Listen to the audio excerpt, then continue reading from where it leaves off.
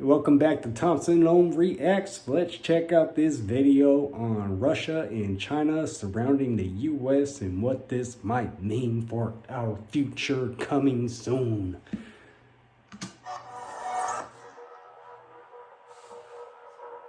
Because you need to know this.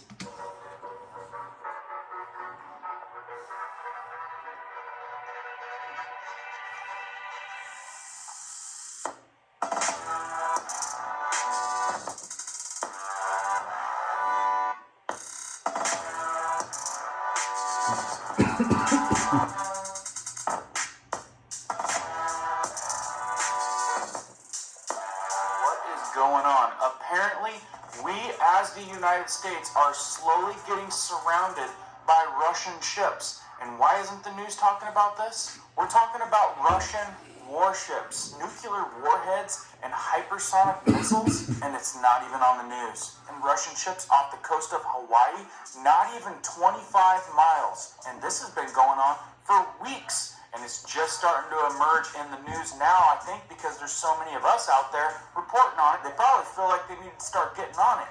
And of course, numerous reports of them being up off the coast of Alaska. Many people reporting that they continually get chased off. But if you're anything like me, what you're noticing is a trend of them just closing in. So the big question is this concerning to you? And what type of threat does this pose? Let's go over the details of each situation.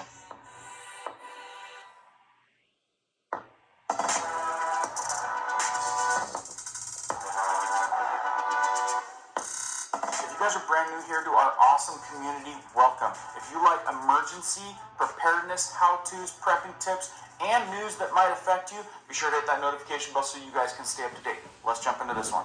So like I said, I'm seeing all kinds of reports. There's only a handful of YouTuber preppers out there that are reporting on this. We apparently have Russian nuclear missile ships off the coast.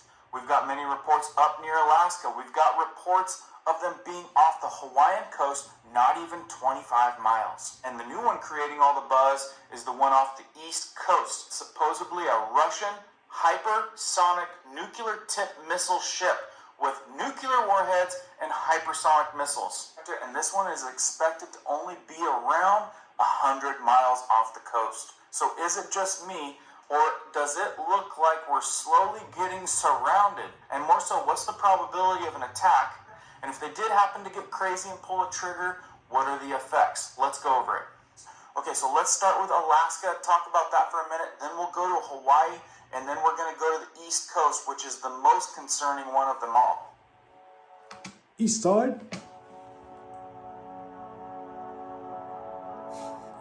So most of us have seen the reports of the ships off of the Alaskan coast, which is, I think, within about 100 miles. And this happens to be Russian ships and Chinese ships. And the reports of those really started ramping up at the end of September into October, which was just a few months ago. Here in this article of Newsweek, you can see it's titled, Russian and Chinese Navy ships spotted less than 100 miles off the coast. Now, I'd have to say that spotting these ships up off of the Alaskan coast is probably more common, not as much as being 25 miles off of the Hawaiian coast or 100 miles off of the East Coast. Real quick, this article said a group of Russians and Chinese warships were spotted in the Bering Sea several dozen miles off of the Alaskan island. And this started September 19th. The U.S. Coast Guard said on Monday, confirming Moscow and Beijing's second joint patrol in 12 months. Now, this wasn't just a couple ships. I believe there was 7 or more ships. The crew of Legend-class cutter USCGC Kimball monitoring a surface action group compromising at least 7 ships, 4 of the Russian Navy and 3 of the Chinese People's Liberation Army. And this was according to the Coast Guard's 17th District. A statement said by the Chinese Navy's Type 055 destroyer Nat Chang, which the U.S. classifies as a guided missile cruiser, sailed approximately 75 nautical miles north of Kiska Island. The Nanchang was joined by 2 other Chinese vessels and 4 Russian naval vessels. And they weren't separated, they were all in single file order, as they operated in the U.S. exclusive economic zone. Here's a map of the U.S. CG District 17 area of operations, so it gives you an idea of what area and what waters they were traveling in.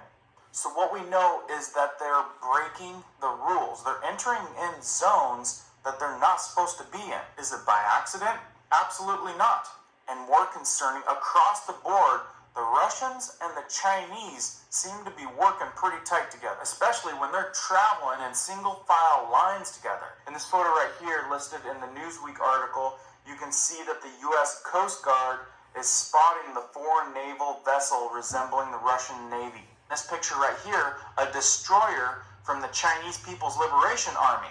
Now you can definitely see that these are not ships that are like scientific explorers that got off course.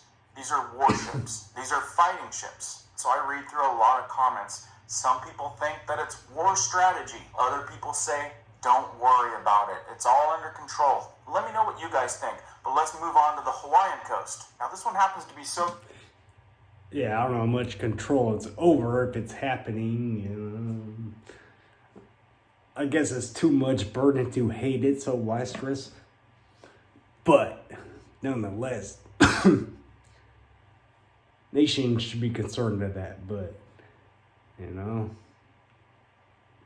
get out what you put in, you know, keep beefing with other countries, keep supporting war against other countries, taking sides. Take Ukraine's side, Russia's gonna have a problem with. Take Taiwan's side, Russia's gonna have a problem with. So yes, all the Russians and China is gonna be angry with US doing that. So unfortunately, us who don't want any part of that are gonna have to just reap whatever comes out of it. You know, it's not, can't play with fire and not risk getting burned. Somebody might be getting burned real soon. That happens. Peace, one love, man. It's all good. Concerning due to the fact that it's been there for I think 3 weeks now, and it's just starting to emerge into the news just a few days ago, which is very bizarre. Now they're saying that this isn't a warship, but an intelligence ship. Crazy thing is that it's only about 25 miles off the coast of Hawaii. In this article of the New York Post, it headlines, U.S. Coast Guard tracking Russian intelligence gathering ship off of the Hawaiian coast. In this picture, you can see the U.S. Coast Guard has a picture of it announced Wednesday only. So here's a photo captured by the Coast Guard. The U.S. Coast Guard announced Wednesday, which Wednesday, we're in like the third week of January, and this was just last Wednesday, and this thing has been there for I think up to 3 weeks now. The Coast Guard has been tracking the vessel off the coast of Hawaii, believed to be a Russian intelligence ship. So I don't know exactly how things work there, but I imagine being 25 miles off the coast of our country should come across a little bit alarming. So now it sounds like they don't even know what they're doing, what the objective is, but that might just be a lack of information that we're being told. In this article it reads, in recent weeks, the U.S. Coast Guard has continued to monitor a Russian vessel believed to be intelligence gathering ship off the coast of the Hawaiian Islands, the Coast Guard said in a press release. So what do they say about it being so close? While the area off the coast of Hawaii is known as the U.S. Economic Exclusive Zone, the EEZ, it is open for international ships to pass through. Some foreign military ships have been known to linger off the coast. Foreign-flagged military vessels have often been observed operating and loitering within the Coast Guard District 14's area of response. Now, I don't know the logistics about these zones, but hearing about the stories up in Alaska and those ships being chased off by the Navy, you wonder why the justification for a Russian ship, an intelligence ship, to be loitering only 25 miles off the Hawaiian coastline. Let me know what you guys think, because maybe I don't know how it exactly works or what the real story is. In this zoom photo right here, you can definitely see the military personnel. The ship was seen in the U.S. Economic Exclusive Zone of the U.S. Coast Guard. So see, the part that I don't understand is that they're hanging out in our zone. And when I say in our zone, really deep into our zone, you could probably see this ship right off the island. The Coast Guard officially said that the Russian ship is being monitored and multiple agencies are discussing strategies to keep maritime peace. So I don't know how normal this is, but the fact that they're up off the coast of Alaska now, off the west coast, and now on the east coast, all at the same time.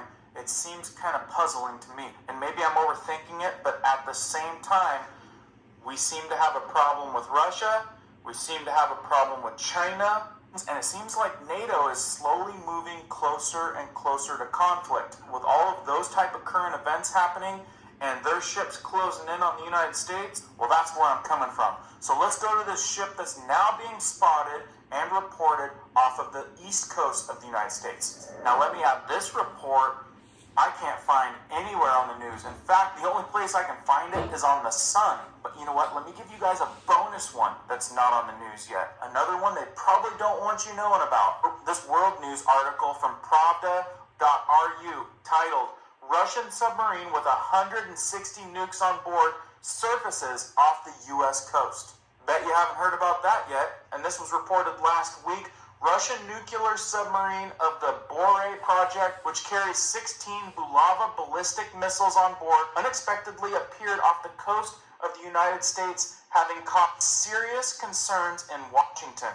Well, yeah, can you imagine? Russian submarine, 160 nukes off the coast of the U.S., just came out of nowhere. Each of the missiles in the service with the submarine is capable of carrying up to 10 nuclear warheads. This created an extremely serious danger for the United States, given the U.S. military have not been able to track the Russian nuclear submarine. Bonus headline, right? According to the NetEase publication, Russian nuclear submarine of the Bore project, according to other sources, it was an Akula project submarine, approached the U.S. coast unnoticed. It was possible to establish the whereabouts of the nuclear submarine with up to 160 nuclear warheads on board after the sub started going back to the base. A submarine of the class is capable of destroying most of the territory of the United States of America in minutes. And the report says that they never even knew it was there until it surfaced. Russian nuclear submarines will be able to consistently patrol the waters near the U.S. coast in the event that Russia decides to build a naval base in Cuba or Venezuela, as representatives for the Russian Foreign Ministry earlier said. So now that, to me, sounds very concerning. And now to the ship off the East Coast. This thing is known to be carrying hypersonic nuclear-tipped missiles. That's right, nuclear warheads with hypersonic missiles. It is now being reported by a couple prepping channels to have traveled down here along the East Coast and is within around 100 miles of the coastline. And it's really interesting. If you guys look at the flight radar, you can see that they're like avoiding this area. So I'm assuming that it's probably currently somewhere in this line right here. So a lot of people are asking, what type of threat could this pose? Well, how long does it take a missile to get up to where it needs to be?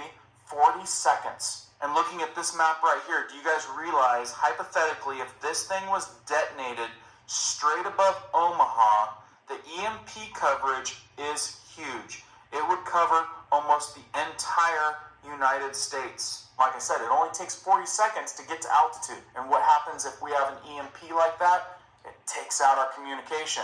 And that's a war game strategy. Take out the communications as fast as possible, and it can give you a leg up. So again, it's been reported that this thing came down the coastline right along there and is probably still around in this type of area. And like I said with the other places, is this nautically okay? Is it permitted? Is it legal? Apparently, it's okay for them to travel wherever the heck they want, but does it raise a concern? Well, I think so. When it's starting to look like it's all around the United States, it just seems to me a little bit ironic that it looks like we're getting surrounded by Russia. And one thing I've told you guys before, we may or may not be crazy, our leadership, enough to jump into a world war like that. But you need to think about these other countries. They've got crazy leaders.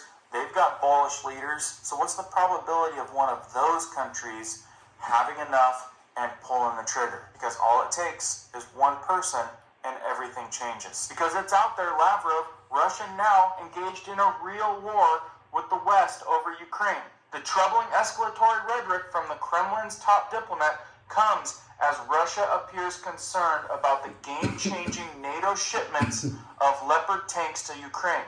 War games, and they are happening. At what point is enough enough? And will some crazy leader make a crazy move that changes everything? These are just things that are actually happening out there that you might want to consider. Man, so yeah, everybody should probably be concerned with that to some degree. I guess to some degree I would be a little concerned, but it's just because of what I'm trying to accomplish spiritually is just too much burden to hate it. But just so you know, out there, you might have a little more concern than I do. I'm like, man, whatever, man. When I get taken out, that's early retirement for me. But you know, it'd be nice if I could stay here and work on my consciousness a little longer instead of having to reincarnate and start over again. But anyway, hey, enough said. Get to the next one.